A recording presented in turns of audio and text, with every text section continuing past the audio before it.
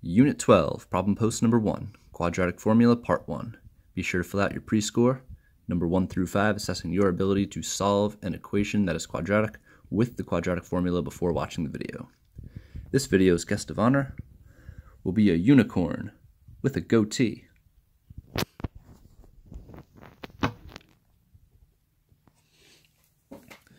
Okay, so above our unicorn here, we have our quadratic formula. X equals negative b plus or minus the square root of b squared minus 4ac all over 2a. So to use this formula, we're going to need to identify what a, b, and c are in our given equation, and then we can use the a, b, and c in the formula to get our solutions. So let's identify a, b, and c.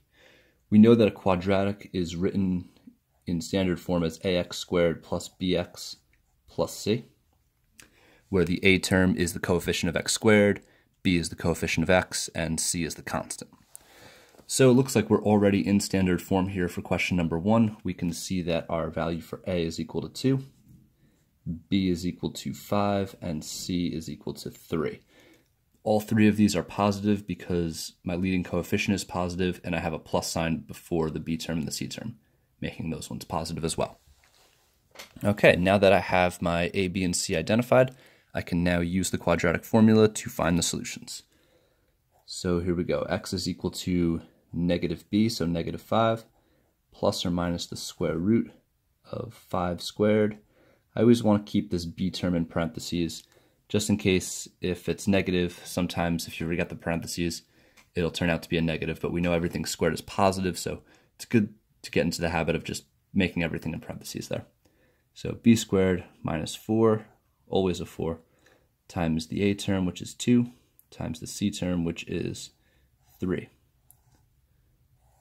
All being divided by 2 times the a term, which is 2. Okay, once we have all the numbers plugged in, I'm going to take one step to simplify each of the 3 pieces that I see. So I have this first piece, the negative b term. That doesn't need any simplification. Negative 5 is as simple as it's going to get. I have this denominator that can be simplified, and I want to simplify everything that's underneath the radical. So I have x is equal to negative 5 plus or minus. Now I could take a lot of time to work this out, what's inside the radical, but I'm going to use the calculator, and I'm going to type it in exactly as I see it. So I see 5 squared. I'm going to keep that 5 in parentheses. That says the negative first, though, so let's try that again. 5 squared minus 4 times 2 times 3. All right, so all that stuff underneath the radical just becomes a 1. So I just have the square root of 1, and we definitely don't need a radical that is that large, so let's get rid of most of that. Okay, so from negative 5 plus or minus the square root of 1 all over 2 times 2, which is 4. From here, I can then determine whether or not my value underneath the radical is a perfect square. So I see that it's 1. I know 1 is a perfect square. The square root of 1 is 1. So moving on over here, I'll have x is equal to negative 5 plus or minus 1 over 4. Anytime my radical results in a perfect square, I can now go further with this and split this into 2 problems, one with a plus sign, one with a minus sign, and actually see both of my rational roots. So one will say x equals negative 5 plus 1 over 4. The other will be x equals negative 5 minus 1 over 4. So simplifying the first one, negative 5 plus 1 is a negative 4. And negative 4 divided by 4 is equal to negative 1. So x equals negative 1 is my first result. Over here, negative 5 minus 1 is a negative 6, so I have x equals negative 6 over 4. This does not divide evenly, but I notice that both numbers are divisible by 2, so I can simplify the fraction. Negative 6 divided by 2 is negative 3. Negative 4 divided by 2 is 2, so my solution will be negative 3/2. Okay, so we can use the same process for number 2. Again, we're in standard form. I can first identify a, b, and c. So a is equal to 1. Remember, if we don't see any number in front of the variable, there's a 1 there. B is positive 8, C is positive 11. Okay, so from here we can use our quadratic formula, and I'm going to plug in all the values for A, B, and C. So I have x is equal to negative 8 plus or minus the square root of 8 squared minus 4 times 1 times 11.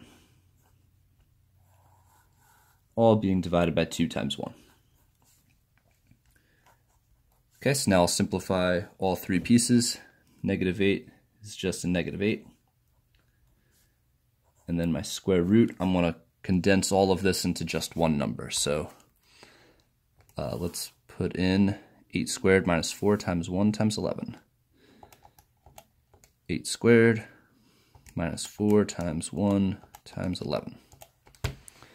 And we get a 20. So all of that becomes the square root of 20. And it's all being divided by 2 times 1 is 2. So now I notice that my radical is not a perfect square. 20 is not a perfect square. However, the radical can be broken down. So in this part, in this type of problem, it's good to have a list of perfect squares handy. I'll sketch them off to the side. We have 4, 9, 16, 25, 36, 49, 81, 100. Should be good for now. So if I'm breaking down the square root of 20, I want to find a perfect square that multiplies to 20. The largest one on this list that multiplies to 20 is 4. So let me just section off number 1 here. And we'll continue with this. We have x is equal to negative 8 plus or minus. Now I'm going to split the square root of 20 into the square root of 4 and the square root of 5, because 4 times 5 is 20. All over 2. I can calculate the square root of 4. It's an integer, it's 2. So x is equal to negative 8 plus or minus 2 square roots of 5 over 2. Now this was pretty good that I was able to do that, because when I can break down a square root, oftentimes I can divide out some of the common factors. So I notice all three pieces are divisible by 2. So there are 4 2's in 8, so this 8 will become a negative 4. There's just 1 2 in 2 and just 1 2 in 2. So my final answer here will be negative 4 plus or minus the square root of 5. So I no longer need to have a denominator because I'm dividing by 1. If anything divided by 1 is itself. And this 2 canceled out to a 1, so I don't really need to have that coefficient of 1 there because it's implied. So here is my final answer. This is representing both roots, both solutions, because of the plus and minus. So one solution is negative 4 plus the square root of 5. The other solution is negative 4 minus the square root of 5. Okay, let's section off number 2. All right, number 3, we'll use the same process. So here we have a is equal to 8. Finally, a negative term. So we have a minus sign here in front of the 7, so b term is negative 7, and the c term is negative 5. So when I go to my quadratic formula, the negative on the negative b is part of the formula. So I'm going to negate whatever the b term is, even if it happens to be negative. So I'm actually going to use 2 minus signs here. So negative, negative 7, plus or minus the square root of b squared. So now this is where these parentheses become very important. Negative 7 minus 4 times a times c, which is negative 5. All over 2 times, why did I put a minus sign? 2 times a, which is 8. Okay, so let's simplify each of the 3 parts. So if I have negative negative 7, that's the opposite of negative 7, which is positive 7, plus or minus the square root, and we can put these numbers in. So we have negative 7 squared minus 4 times 8 times negative 5. So negative 7 squared minus 4 times 8 times negative 5. Okay, we get 209. All over 2 times 8 is 16. Okay, so we now have our radical, 209. We know this is not a perfect square. If I were to continue my list of perfect squares, it would not be on here.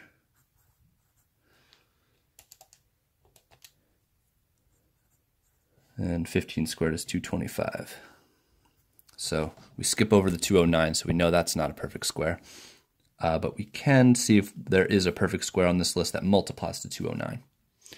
So quickest way to do this, if it's not directly intuitive, we can go to our y equals screen and plug in a 209, divide it by x, look at our table, and this will find all the factors of 209. So when we scroll down the table, we can look for any perfect square that happens to multiply to 209. We can look at either the x column or the y column. It's a good idea to keep both in mind. And we're just looking for integer values, hopefully one of which being a perfect square. And it looks like we already started getting into the threes here, so I don't think we have any integer values that we can see. Okay, so that means 209 is as simple as it's going to get, which makes this our final answer. So 7 plus or minus square root of 209 over 16. Again, this is representing two different solutions because of the plus minus sign. One is a plus, one is a minus, so it's both answers.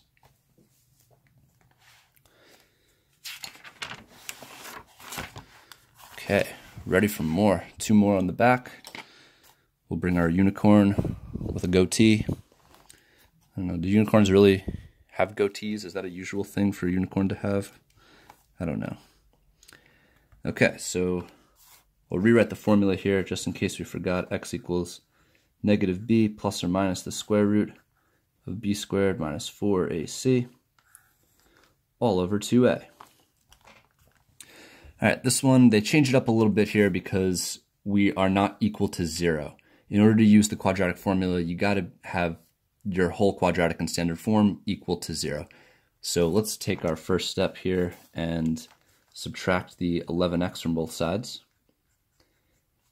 There is no like term with the 11x to combine with, so notice I'm just kind of squishing it in between the 3x squared and the 4, just because I know that's where I'm going to want to put it, because standard form, this is going to be my b term.